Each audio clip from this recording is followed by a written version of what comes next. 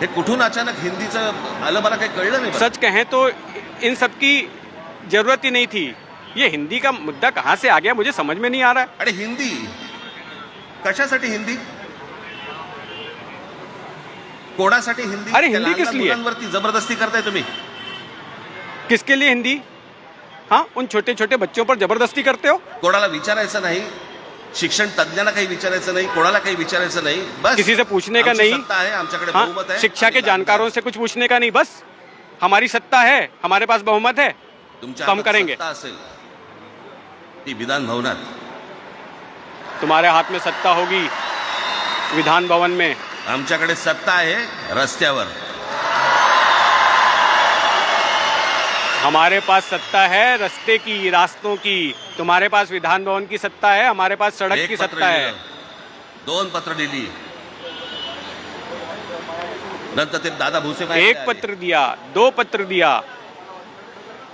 उसके बाद दादा भुसे मला म्हणाले की ये मंत्री हैं महाराष्ट्र आम्ही काय सरकार में, म्हणतोय, शिक्षा एवढं मंत्री समजून हैं. तर घ्या. मुझ- एवढं काय म्हणतोय एवढं ऐकून तर घ्या. मुझसे कह रहे थे हम क्या कहना चाहते हैं समझिए दादा, तो. तुम्हाला एक गोष्ट सांगतो. अरे तुम्ही सुनिए काय तो सांगता सही. ते ऐकून घेईन पण ऐकणार नाही. मैंने दादा को कहा मैं एक बात कहता हूं, तुम जो बोल मराठीच्या रहे विषयामध्ये हो वो मैं सुन के लूंगा लेकिन त्याच्यात सुनूंगा तुम्ही नहीं. तिसरी भाषा लागताय. त्रिभाषा सूत्र, कुठलं त्रिभाषा सूत्र आणलं? आप दूसरी त्रिभाषा भाषा सूत्र ज्यावेळेला ला रहे हो. आलं, ते ये फक्त काहे का 3 भाषा सूत्र सेंट्रल है. गव्हर्नमेंट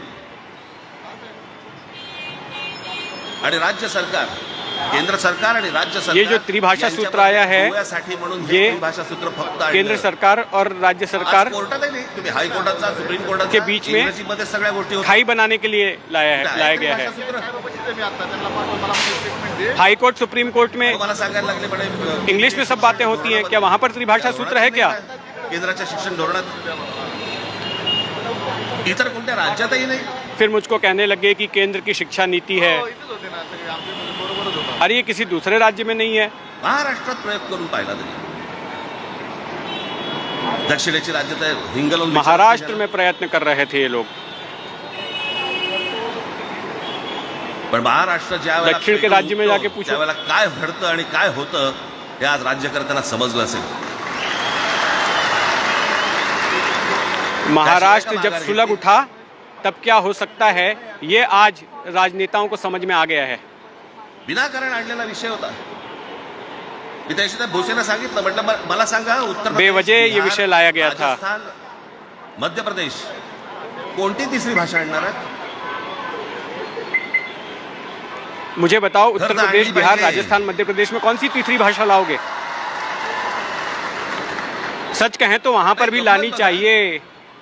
हिंदी भाषिक राज्य आहे ती आर्थिक दृष्ट्या मजे की बात देखो, आणि हिंदी न बोलणारी जी राज्य आहेत ती आर्थिक हिंदी दृष्ट्या भाषी प्रगत. जो राज्य हैं आणि वर आम्ही वो हिंदी आर्थिक शिकायचं. तौर पर पीछे हैं, पिछड़े हैं, और जो यांना हिंदीतून हिंदी राज्य नाही सांभाळता नहीं बोलते हैं वो आर्थिक तौर पर अगड़े हैं. यांना और उस पर राज्याचा ये विकास हमें नाही करता आला. हिंदी बोलना है. जी हिंदी अरे बोलत नाही हिंदी त्या से ये राज्यांमध्ये, राज्य नहीं संभाल पा रहे हैं, राज्य का हिंदी विकास बोलत नहीं असलेल्या राज्यांमधून कर पा रहे हैं. नोकरी धंद्यासाठी लोक इकडे येत आहेत आणि हे म्हणतात हिंदी शिका. कोणासाठी जिन शिकायचं? राज्यों में हिंदी बोली जाती है वहाँ के लोग नौकरी धंधे के लिए यहाँ आ रहे हैं और ये हमको कहते हैं कि हिंदी सीखो.